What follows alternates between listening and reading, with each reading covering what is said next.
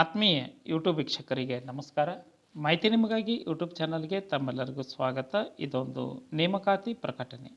ಅಂಗನವಾಡಿಯಲ್ಲಿ ಕಾರ್ಯಕರ್ತೆ ಮತ್ತು ಸಹಾಯಕರ ಹುದ್ದೆಗಳ ನೇಮಕಾತಿಗೆ ಅರ್ಜಿ ಆಹ್ವಾನಿಸಲಾಗಿದ್ದು, ಮಹಿಳಾ ಮತ್ತು ಮಕ್ಕಳ ಅಭಿವೃದ್ಧಿ ಇಲಾಖೆಯು ಶಿಶು ಅಭಿವೃದ್ಧಿ ಯೋಜನೆಯ ಅಡಿ ಉತ್ತರ ಕನ್ನಡ ಜಿಲ್ಲೆ ಹಾಗೂ ಮೈಸೂರು ಜಿಲ್ಲಾ ವ್ಯಾಪ್ತಿಯಲ್ಲಿ ಅಂಗನವಾಡಿಯಲ್ಲಿ ಖಾಲಿ ಇರತಕ್ಕಂತಹ ಕಾರ್ಯಕರ್ತೆ ಹಾಗೂ ಸಹಾಯಕ ಹುದ್ದೆಗಳಿಗೆ ಅರ್ಜಿ ಆಹ್ವಾನಿಸಲಾಗಿತ್ತು. ಮೊದಲು ಉತ್ತರ ಕನ್ನಡ ಜಿಲ್ಲಾ ವ್ಯಾಪ್ತಿಯಲ್ಲಿ ಒಟ್ಟು 299 ಹುದ್ದೆಗಳನ್ನು ನೇಮಕಾತಿ ಮಾಡಿಕೊಳ್ಳಲಾಗುತ್ತಿದ್ದು, ಇಲ್ಲಿ ಅರ್ಹ ಆಸಕ್ತ ಅಭ್ಯರ್ಥಿಗಳು ಅರ್ಜಿ ಸಲ್ಲಿಸಬಹುದಾಗಿತ್ತು.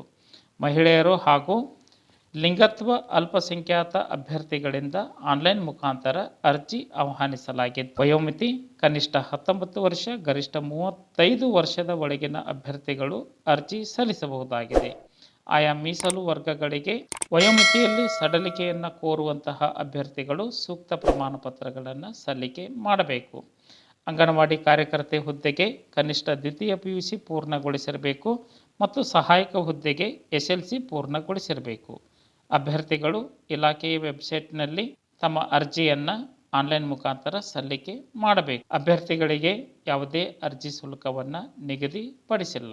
ಇನ್ನು ಮೈಸೂರು ಜಿಲ್ಲಾ ವ್ಯಾಪ್ತಿಯಲ್ಲಿ 272 ಹುದ್ದೆಗಳನ್ನು ನೇಮಕಾತಿ ಮಾಡಿಕೊಳ್ಳಲಾಗುತ್ತಿದ್ದು, ಈ ಒಂದು ಹುದ್ದೆಗಳಿಗೂ ಕಾರ್ಯಕರ್ತೆ ಹುದ್ದೆಗೆ ದ್ವಿತೀಯ PUC ಪಾಸ್ ಆಗಿರಬೇಕು, ಸಹಾಯಕ ಹುದ್ದೆಗೆ SLC ಪಾಸ್ ಆಗಿರಬೇಕು. ಇನ್ನು ಅರ್ಜಿ ಸಲ್ಲಿಸಲು ಕೊನೆಯ ದಿನಾಂಕ ಉತ್ತರ ಕನ್ನಡ ಜಿಲ್ಲೆಗೆ ಅರ್ಜಿ ಸಲ್ಲಿಸಬೇಕೆಂಬ ಇಚ್ಛೆ ಉಳ್ಳಂತಹ ಅಭ್ಯರ್ಥಿಗಳು 31/12/2025 ಒಳಗಾಗಿ ತಮ್ಮ ಅರ್ಜಿ ಆನ್ಲೈನ್ ಮುಖಾಂತರ ಸಲ್ಲಿಕೆ ಆಗಬೇಕು.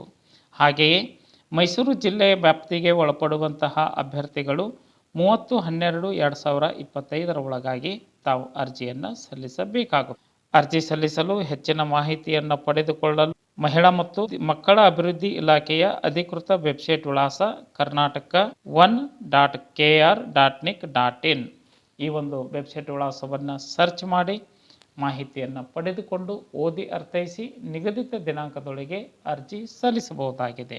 ಫಸ್ಟ್ ಟೈಮ್ ಮಾಹಿತಿ ನಿಮಗಾಗಿ ಯೂಟ್ಯೂಬ್ ಚಾನಲ್ ವೀಕ್ಷಣೆ ಮಾಡ್ತಾ ಇದ್ದರೆ ಸಬ್ಸ್ಕ್ರೈಬ್ ಬಟನ್ ಮೇಲೆ ಕ್ಲಿಕ್ ಮಾಡಿ, ಬೆಲ್ ಐಕನನ್ನು ಒತ್ತಿ ಆಲ್ ಅಂತಕ್ಕಂಥ ಆಪ್ಷನ್ಸ್ ಆಯ್ಕೆ ಮಾಡಿಕೊಳ್ಳಿ. ಮಾಹಿತಿ ಇಷ್ಟ ಆಗಿತ್ತು ಅಂದರೆ ಲೈಕ್ ಬಟನ್ ಮೇಲೆ ಕ್ಲಿಕ್ ಮಾಡಿ, ಮಾಹಿತಿಯನ್ನು ತಮ್ಮ ಸ್ನೇಹಿತರಿಗೆ ಶೇರ್ ಮಾಡಿ. ಯಾರಿಗಾದರೂ ಈ ಮಾಹಿತಿ ಉಪಯೋಗ ಆಗಬಹುದು. ಮಾಹಿತಿ ಕುರಿತು ಏನಾದರೂ ಅನಿಸಿಕೆ ಅಭಿಪ್ರಾಯಗಳು ಇತ್ತು ಅಂದರೆ ಕಮೆಂಟ್ ಮೂಲಕವಾಗಿ ಫೀಡ್ಬ್ಯಾಕ್ ಕೊಡಬಹುದಾಗಿದೆ. ಎಲ್ಲರಿಗೂ ಧನ್ಯವಾದಗಳು.